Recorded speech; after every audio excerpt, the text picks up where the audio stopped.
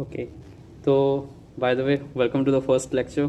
और पहले लेक्चर की शुरुआत आज हम द लिविंग वर्ल्ड से करेंगे, जो हमारा वैसे भी एनसीईआरटी का पहला लेक्चर ही था। आई मीन पहला टॉपिक भी था वो, पहला ये तो बनता था उसका। तो चलिए बस देख लेते हैं आज। तो बेसिकली लिविंग वर्ल्ड क्या होता है कि it includes all those things जो हम लोग हमारे वर्ल्ड में देखते हैं, हमारे आसपास देखते हैं। हर एक चीज़ के बारे में पढ़ेंगे। जो भी लिविंग थिंग है इस दुनिया में, वो सब क्या हैं, क्यों हैं, कोई लिविंग है नहीं है, कौन कौन से कैरेक्टर हैं जिससे हम ये जान सकते हैं कि कोई लिविंग है या नहीं है, ये सब हम आज इसमें जानेंगे। तो अगर मैं बात करूं तो यहाँ पे बेसिकली हम 4 टॉपिक्स पढ़ेंगे, और एक टॉपिक का एक लेक्चर भी अगर बना के जाएं तो 4 लेक्चर्स में ख़त्म हो जाना चाहिए लेक्चर, टोटल लेक्चर। तो पहला है व्हाट इज़ लिविंग। एक तो हमें पूछा है, ये एक क्वेश्चन है, व्हाट इज़ लिविंग। इसमें हम कुछ ऐसे चीज़ें पढ़ेंगे जो लिविंग को डिटरमाइन करते हैं। फिर diversity in living world. Living world में कौन से डिफरेंट डिफरेंट टाइप्स के एनिमल्स या कोई भी लिविंग थिंग जो होते हैं वो अलग अलग कैसे रहते हैं। फिर हम पढ़ेंगे टेक्सोनॉमिक कैटेगरीज। टेक्सोनॉमिक कैटेगरीज जैसे कि कोई भी कैटेगरी हो जो कि एक दूसरे को डिफाइन करता हो, अलग अलग करता हो, that is known as taxonomic category. फिर हम पढ़ेंगे टेक्सोनॉमिकल एड्स के बारे में। कुछ एड्स होते हैं जो उन सबको क्लासीफाई करते हैं या फिर प्रिजर्व करते हैं। इन सब के बारे में तो हम पढ़ेंगे, but today's lecture is all about what is living. So what is living.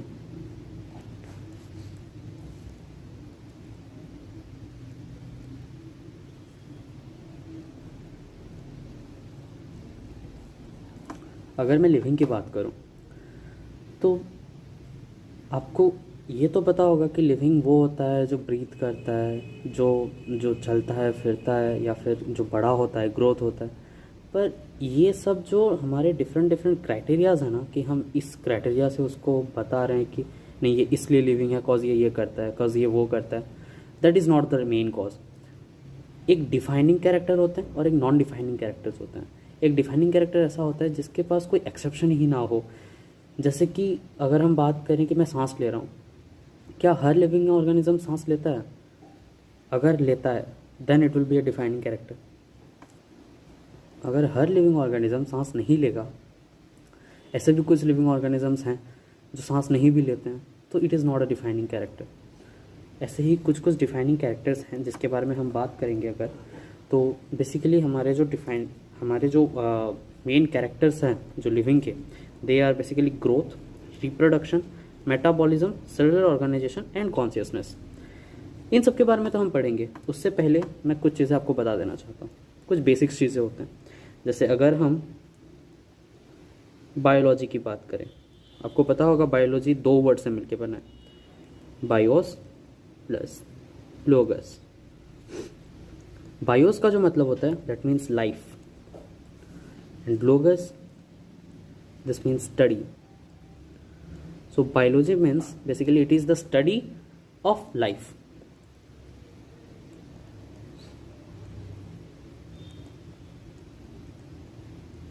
Study of life. अगर हम बात करें, ग्रोथ की बात करते हैं, ये सब रहने देते हैं, इसमें से क्वेश्चंस भी नहीं आते, हम ग्रोथ की बात करते हैं। अगर मैं बात करूं यहाँ ग्रोथ की, तो हमें जितना पता है उसके हिसाब से तो हम यही कहेंगे कि growth means increase in size, है ना, इंक्रीज इन सरफेस साइज और इनर साइज कुछ भी। तो मैं लिख देता हूँ इंक्रीज इन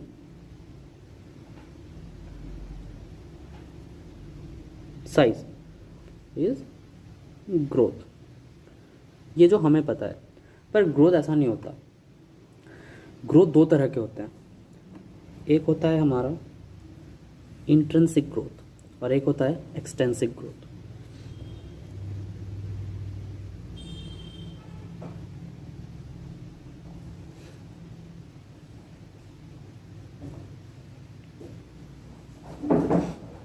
अगर हम इंटेंसिव ग्रोथ की बात करें, जो अंदर से होता है, कहाँ से, जो अंदर से ग्रोथ होता है that is not intensive growth. जबकि एक्सटेंसिव ग्रोथ की बात करें, जो आउटर सरफेस से होता है, जो बाहर बाहर से हो जाएगा growth, that is known as extensive growth.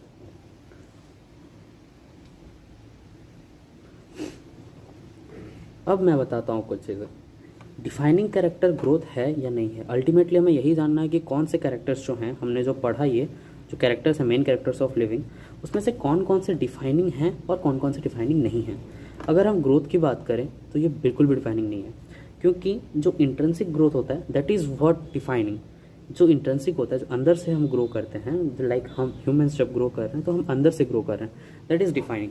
पर अगर हम एक सैंड ड्यून्स की बात करें तो ऐसे सैंड होता है, जब हवा आता है, जब विंड आता है तो इसके ऊपर और सैंड जमा हो जाते हैं, तो ये भी तो जो लेंथ का इसका जो इंक्रीज हुआ वो भी हम इसको डिफाइनिंग कैरेक्टर लेंगे क्या? नहीं लेंगे। क्यों? क्योंकि वो नॉन लिविंग है, हमें पता है सैंड नॉन लिविंग है, पर फिर भी उसका ग्रोथ हो रहा है। और वो कैसा ग्रोथ हो रहा है? वो अंदर से ग्रोथ नहीं होता, that is extensive growth. That's why we are saying कि these are non living. That's why जो एक्सटेंसिव ग्रोथ होता है ये डिफाइनिंग नहीं होते, जबकि इंट्रेंसिक ग्रोथ होते हैं वो डिफाइनिंग होता है। अगर हम नेक्स्ट बात करें तो जो जो ग्रोथ और रिप्रोडक्शन होता है उनके बीच में एक लिंक होता है।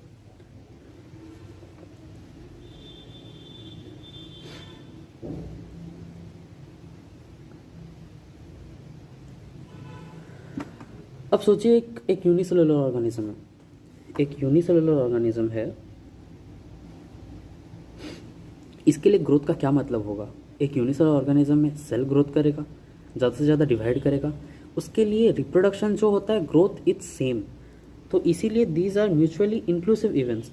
बट जब हम बड़े ऑर्गेनिजम्स की बात करें, मल्टी सेलुलर ऑर्गेनिजम्स जो बेसिकली प्लांट्स एंड एनिमल्स की बात करें, तो वो लोग एक्सक्लूसिवली होते हैं। I mean their growth and reproduction are exclusive to each other. क्यों? क्योंकि अगर वो ग्रोथ करेंगे तो उनके सेल्स के अंदर ग्रो होगा, सेल ग्रो होगा, नंबर ऑफ सेल्स बढ़ेंगे और फिर वो ग्रो करेंगे। पर जब वो रिप्रोडक्शन करेंगे देन अदर ऑर्गेनिज्म प्रोड्यूस होगा। तो ये दोनों एक दूसरे के साथ डिपेंडेंट नहीं होते। मैं अकेला मैं ग्रोथ भी कर सकता हूँ, मैं रिप्रोडक्शन भी कर सकता हूँ, बट एक यूनिसेलुलर ऑर्गेनिज्म जो है वो ग्रोथ सिर्फ कर सकता है और that will be known as reproduction, क्योंकि वो ज़्यादा से ज़्यादा कितना ही बढ़ पाएगा। जब वो डबल हो जाएगा तो उसको रिप्रोडक्शन ही कहेंगे हम। तो इस हिसाब से हमें ये पता चला ग्रोथ से कि जो इंट्रिंसिक ग्रोथ होता है दैट इज ओनली डिफाइनिंग। फिर हम आते हैं रिप्रोडक्शन के ऊपर।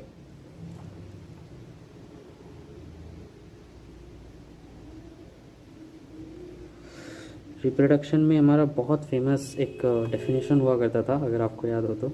इट इज़ लाइक कि reproduction is a progening processing feature more or less similar to those of parents. ये शायद एनसीईआरटी का था। तो बेसिकली अपने तरह के ऑफस्प्रिंग को प्रोड्यूस करना, दैट इज नॉट रिप्रोडक्शन। तो इन केस ऑफ हमने जैसे पढ़ा कि यूनिसेलुलर ऑर्गेनिज्म में रिप्रोडक्शन जो होता है ग्रोथ भी वही होता है, so they both are synonymous to each other. Then अगर हम बात करें कि रिप्रोडक्शन को क्या हुआ, ये डिफाइनिंग है या नॉन डिफाइनिंग है? आपको लग रहा होगा ये ऑब्वियसली डिफाइनिंग होगा क्योंकि रिप्रोडक्शन तो सिर्फ लिविंग ऑर्गेनिज्म से कर सकते हैं। ठीक है, ये मान लेते हैं ऐसा, बट एक्चुअली ये नॉन डिफाइनिंग होता है। यहाँ पे क्या होता था, कुछ नॉन लिविंग्स एक्सटेंसिव ग्रोथ कर रहे थे जो कि हम डिफाइनिंग नहीं ले रहे थे।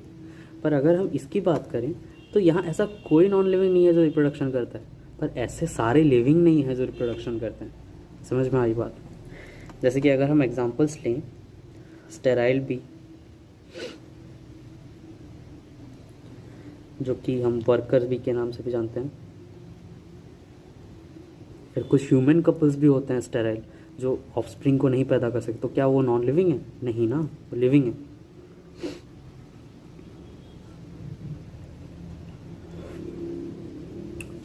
और अगर हम बात करें तो यहाँ हमें मिल जाएगा कि be infertile couples, then mules जो होते हैं। अच्छा, एक फन फैक्ट, म्यूल जो होता है ये बेसिकली क्रॉस ब्रीड है। किस का? It is a cross breed of female horse and mail donkey. That's why reproduce नहीं कर सकता। आगे हम पढ़ेंगे कि जब जेनरा में रिप्रोडक्शन होता है तो वो दोनों उसका जो ऑफस्प्रिंग होता है वो फिर से रिप्रोडक्शन कर सकता है। बट जब डिफरेंट जेनरास के ऑर्गेनिजम्स एक बार रिप्रोडक्शन कर लेते हैं डिफरेंट स्पेसिस जेनर के, तब प्रॉब्लम हो जाता है, तब वो लोग इनफर्टाइल बन जाते हैं।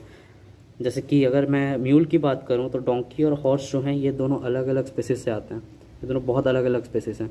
अगर दो अलग अलग स्पेसिस के फर्टिलाइजेशन से हम कुछ नया बनाना चाहेंगे, जो कि बेसिकली होता नहीं है पर हम बनाते हैं, तो वो दोनों ऑब्वियसली वो जो ऑफस्प्रिंग होगा वो ऑब्वियसली इनफर्टाइल होगा, वो उसके बाद और एक डोंकी के साथ मिलकर नया कुछ नहीं बना सकता, राइट। उसके और एक म्यूल के साथ मिलकर नया म्यूल नहीं बना सकता वो। फिर हम बात करते हैं रिप्रोडक्शन के टाइप्स के बारे में। ये तो बहुत ईजी है, ये तो आप लोगों ने पढ़ा ही होगा क्लास 10th में। अगर हम टाइप्स की बात करें तो दो तरह के होते हैं। एक होता है एसेक्सुअल रिप्रोडक्शन, दूसरा होता है सेक्सुअल रिप्रोडक्शन। अगर हम एसेक्सुअल और सेक्सुअल के बारे में बात करें तो एसेक्सुअल में आता है बाय एसेक्सुअल स्पोर, फिर आ जाएगा आपका बडिंग, फिर आपका आ जाएगा फ्रेगमेंटेशन।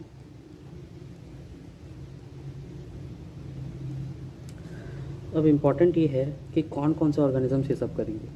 अगर आपका एसेक्सुअल स्पोर की बात आए तो आप आराम से अलगी एंड फंगाई लिख सकते हैं। यहाँ पे एक कन्फ्यूज़न आएगा जो एग्ज़ाम्स में आते हैं पर गलत करते हैं हम। यहाँ फ्रेगमेंटेशन में भी आपको अलगाई मिल जाएगा और एसेक्सुअल स्पोर में अलगाई मिल जाएगा, पर एक बात याद रखें कि जो फ्रेगमेंटेशन में अलगाई मिलता है दैट इज़ फिलामेंटस अलगाई।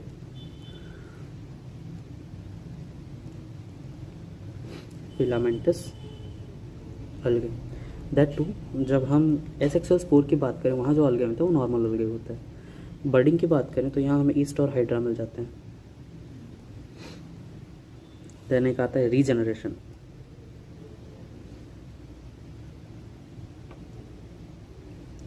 रीजनरेशन की अगर हम बात करें तो रीजनरेशन बेसिकली स्टारफिश और लिजर्ड बहुत करते हैं।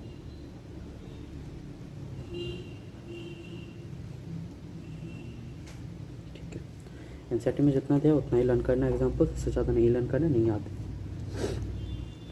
सेक्सुअल की बात करें, सेक्सुअल रिप्रोडक्शन कैसे होता है, फ्यूजन ऑफ टू गैमेट्स लिख लेते हैं सीधा।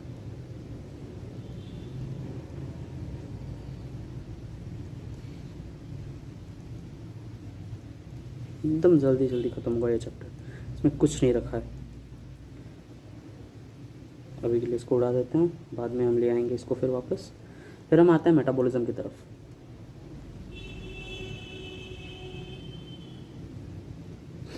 हमारा जो नेक्स्ट फीचर था वो मेटाबॉलिज्म था ना, इसके हिसाब से जाएंगे एकदम। हाँ, मेटाबॉलिज्म था, फिर cellular organisation and then consciousness. आज के लेक्चर में हम इतना कवर करेंगे। अगर मेटाबॉलिज्म की बात करें तो मेटाबॉलिज्म कुछ नहीं है, बॉडी के अंदर जो सारे केमिकल रिएक्शंस होते हैं ना उसके सम को कहते हैं मेटाबॉलिज्म। अब मेटाबॉलिज्म होते हैं दो तरह के, एक कैटाबॉलिज्म, एनाबॉलिज्म। ये सबको आपको पता ही होगा। कैटाबॉलिज्म मतलब बिगर यूनिट को स्मॉलर यूनिट्स में तोड़ना, एनाबॉलिज्म मतलब स्मॉलर यूनिट्स को फिर यूनाइट करना और बड़ा यूनिट बनाना, दैट्स इट। अब मेटाबॉलिज्म की बात करते हैं, ये भाई डिफाइनिंग है या नहीं है या नहीं। ये है पहला हमारा डिफाइनिंग कैरेक्टर जो हमने अब तक पढ़ा है।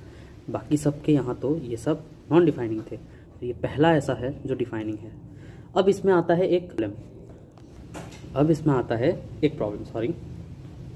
तो जो डिफाइनिंग कैरेक्टर है इसके पास कोई एक्सेप्शंस तो नहीं है, ठीक है, पर कुछ ऐसे टेस्ट ट्यूब बेबीज़ होते हैं, आपने देखा होगा, जो टेस्ट ट्यूब के अंदर बनते हैं। उनका मेटाबॉलिज्म कैसे होता है, वो क्या होता है, तो वो उनके अंदर जो रिएक्शंस होते हैं वो तो लिविंग होना चाहिए, क्योंकि रिएक्शन हो रहा है मीन्स मेटाबॉलिज्म है। ऑल केमिकल रिएक्शंस तो मेटाबॉलिज्म कहलाता है ना। यस, तो जो हमारे इन विट्रो, एक इन विट्रो वर्ड होगा। इन विट्रो का मतलब पहले बता देते हैं हम कि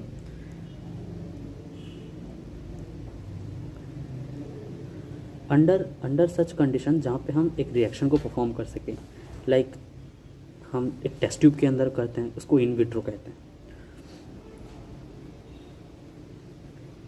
टेस्ट ट्यूब कंडीशन लिख देते हैं, ठीक है। जो बॉडी के आउटसाइड में होता है मेटाबॉलिक रिएक्शन, जैसे कि ये इन विट्रो जो टेस्ट ट्यूब के अंदर से हो रहे हैं, टेस्ट ट्यूब के अंदर जो बेबी पैदा होते हैं, क्या वो डिफाइन लिविंग होते हैं या नॉन लिविंग होते हैं? ऑब्वियसली लिविंग होते हैं। ये कैसे हुए? क्योंकि ये जो रिएक्शन होते हैं, रिएक्शंस जो होते हैं, रिएक्शंस आर लिविंग। हम यहाँ ये नहीं कह सकते कि उसके अंदर के ऑर्गेनिजम्स लिविंग हैं, हम ये कह सकते हैं कि the reactions are living.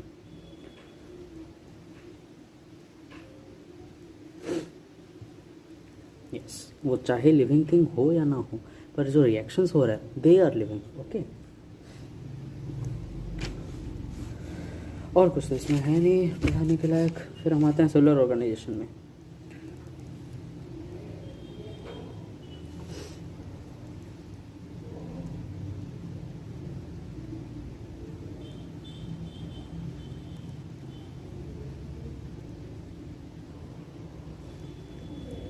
Cellular organisation की बात करते हैं तो आपको पता ही होगा cell is the basic unit of life, हम कब से पढ़ते आ रहे हैं। तो यहाँ पढ़ते हैं कि anything less than a complete cell, एक सेल से अगर कुछ कम हो गया तो वो और नॉन लिविंग नहीं हो सकता, क्योंकि सेल सबसे छोटा यूनिट है जो लिविंग हो सकता है। सेल से जो छोटा हो गया वो नॉन लिविंग कहलाएगा। और जो सेलुलर ऑर्गेनाइजेशन होता है वो डिफाइनिंग प्रॉपर्टी होता है, इसके अंदर कुछ भी नहीं है ज़्यादा पढ़ने को।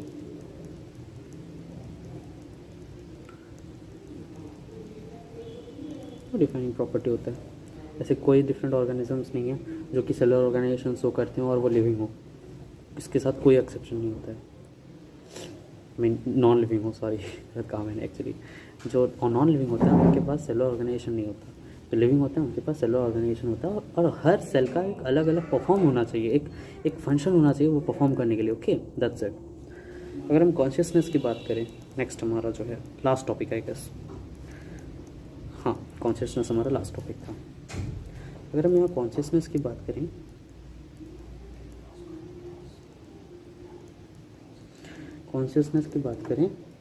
तो कॉन्शियसनेस क्या होता है कि हम एनवायरमेंटल स्टिमुली को जो हम रेस्पॉन्स करते हैं, लाइक मेरे सराउंडिंग में कुछ चेंज हुआ तो मैंने उसको देखा कि नहीं चेंज हुआ है मेरे सराउंडिंग में, तो मैं उसके लिए एक अप्रोप्रिएट रिएक्शन दूंगा, that is known as consciousness.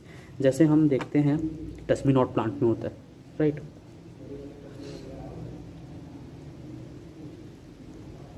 Touch me not plant में होता है ये सब। देन हम देखते हैं सनफ्लावर में होता है, जहाँ सन जाता है उसका सिर उधर घूमता है, that is known as consciousness.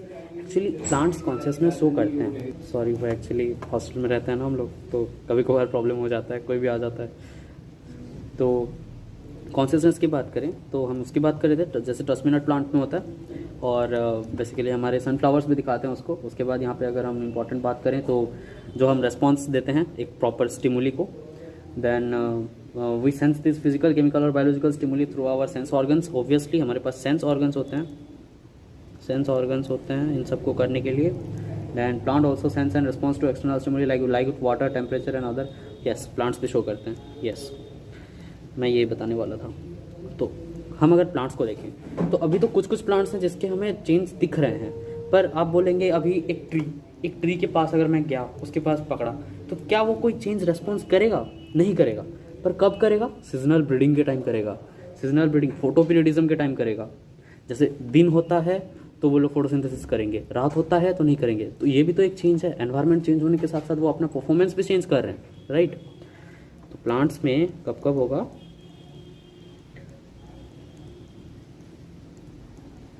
Photoperiodism के टाइम होगा, सीजनल ब्रीडिंग के टाइम होगा।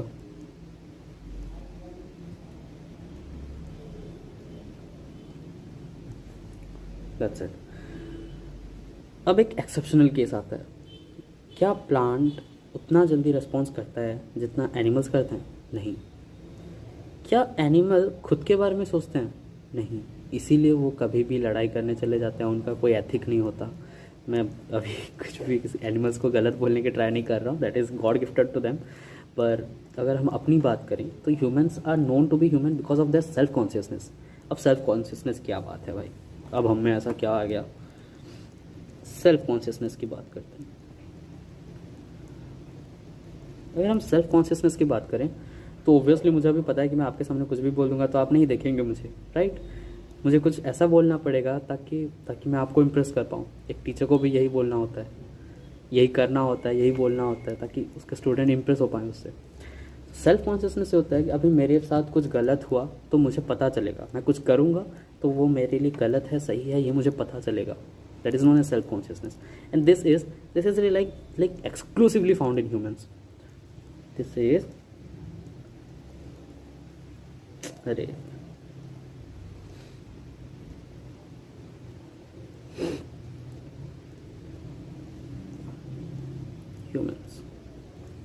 सेल्फ कॉन्शियसनेस होता है सिर्फ और सिर्फ ह्यूमंस में मिलता है और कहीं नहीं मिलेगा आपको। फिर अगर हम बात करें, अच्छा ये सेल्फ कॉन्शियसनेस हमें बता पाएगा आप में से कोई कि सेल्फ कॉन्शियसनेस से ह्यूमन क्या क्या करता है? स्किल्स बढ़ा पाता है अपना, ब्रेन डेवलपमेंट होता है उसका सेल्फ कॉन्शियसनेस के लिए, बहुत कुछ होता है। उसके बाद वो फ्यूचर को प्रेडिक्ट कर पाता है। प्रेडिक्ट इन द सेंस, मैं सिक्स सेंस की बात नहीं कर रहा हूँ इधर, but I am talking about कि हम अभी कुछ करेंगे तो उसका क्या असर पड़ेगा हमारे फ्यूचर में, ये हम सोच सकते हैं, पर एनिमल्स ऐसा नहीं सोच सकते। देन अगर हम बात करें, दैट्स एक्चुअली सच बात बोला जाए तो ह्यूमन इतने टॉप पे लीड क्यों कर रहे हैं? Because they think about their future. Human हमेशा अपने फ्यूचर के बारे में सोच सकते हैं, ये फ्यूचर के बारे में, दैट्स वाई ये हमेशा से they are leading the world. वो हमेशा दुनिया को आगे बढ़ाते ले जा रहे हैं, सबको ओवरकम कर रहे हैं। क्यों? जस्ट बिकॉज, क्योंकि वो लोग आराम से फ्यूचर को प्रेडिक्ट कर सकते हैं कि अभी वो क्या करेंगे तो फ्यूचर में उनका क्या असर होगा। फिर हम बात करते हैं कि एक कंडीशन दिया आपके एनसीईआरटी में कि अगर एक ह्यूमन है, सोचिए वो उसका ब्रेन डेड है। ब्रेन डेड होता है ना कोमा में, तो ओब्वियसली कोमा में है तो उसका तो ब्रेन डेड है, उसका तो सेल्फ कॉन्शियसनेस काम नहीं कर रहा होगा। तो ये लिविंग होगा या नॉन लिविंग? इसको हम लिविंग कंसिडर करें या नॉन लिविंग? बहुत लोग कहते हैं कि वो वापस भी तो आ सकते हैं, that's why we will say कि वो लिविंग है। नहीं, ये कॉज नहीं है। लिविंग होने का कॉज ये है कि सिर्फ एक कैरेक्टर तो नहीं था हमारे पास कि हम ये डिफाइन कर दें कि नहीं ये लिविंग है ये नॉन लिविंग है। चाहे लिविंग चाहे वो उसका दिमाग काम कर रहा हो या नहीं हो, वो मेटाबॉलिज्म तो कर रहा है, रेस्पिरेशन तो कर रहा है, तो ऑब्वियसली वो लिविंग है। This is the main cause कि वो लिविंग है, बिकॉज कैन शो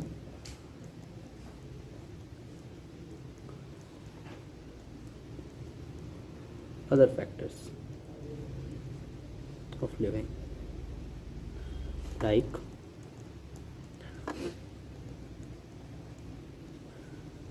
मेटाबॉलिज्म। अच्छा, ग्रोथ हो रहा है कि नहीं हो रहा है? ऑब्वियसली हो रहा है, ग्रोथ एक्सेट्रा। अच्छा, अब हम बात करते हैं वो जो टेबल था हमारा उसके बारे में। तो ये क्या है?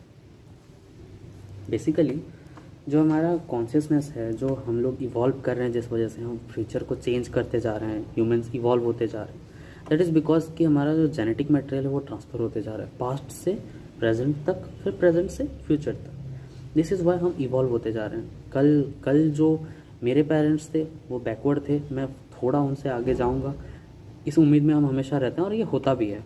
This is like very normal कि हम जनरेशन के साथ साथ हम सबको ही एक अलग लेवल पे जा रहे हैं। तो हमारे एनसीईआरटी में तो ये नहीं दिया, पर ये थोड़ा इंपॉर्टेंट है, हो जाता है कभी कभार क्वेश्चन आ जाते हैं, ये देख लीजिएगा एक बार। देन अगर हम बात करें तो बायोडाइवर्सिटी की एक लास्ट टॉपिक आएगा, बायोडाइवर्सिटी। तो बेसिकली बायोडाइवर्सिटी तो हम बाद में करेंगे, पर यहाँ कॉन्शियसनेस की वजह से कंजर्वेशन ऑफ बायोडाइवर्सिटी में एक बड़ा पार्ट प्ले करता है ये कॉन्शियसनेस हमारा। क्योंकि जैसे मैंने आपको बताया कि ह्यूमंस हमेशा फ्यूचर के बारे में सोचते हैं। अब भाई अगर वो अपना फ्यूचर नहीं संभालेगा, ना उसका कॉन्शियसनेस नहीं होगा, तो वो बायोडाइवर्सिटी को कंजर्व कैसे करेगा? तो conservation of biodiversity is just because of self consciousness, ताकि वो चाहते हैं कि हमारे जो फ्यूचर के जनरेशन्स आएँ वो हमसे बेटर हों, वो सारी चीज़ें अवेल करें जो आज वो कर रहे हैं, राइट? इसीलिए फ्यूल को बचाया जा रहा है, ऑक्सीजन बचाया जा रहा है, वाटर बचाया जा रहा है। क्यों बचाया जा रहा है? क्योंकि हमारे पास सेल्फ कॉन्शियसनेस है। हम जानते हैं कि हमारे बच्चे जब आएंगे इधर तो वो लोग ओब्वियसली यहाँ के हर वो चीज़ को एंजॉय करें जो हम अभी कर रहे हैं, right? That's it for today. कल से हम एक नया टॉपिक शुरू करेंगे, that is diversity in living world. Next lecture शायद आज आ जाए या फिर कल आ जाएगा। 4 लेक्चर्स में ख़त्म हो जाएंगे, 2 दिन में ख़त्म हो जाएगा चैप्टर। बड़ा चैप्टर है नहीं, नीट में 1 से 2 क्वेश्चन आते हैं, 1 2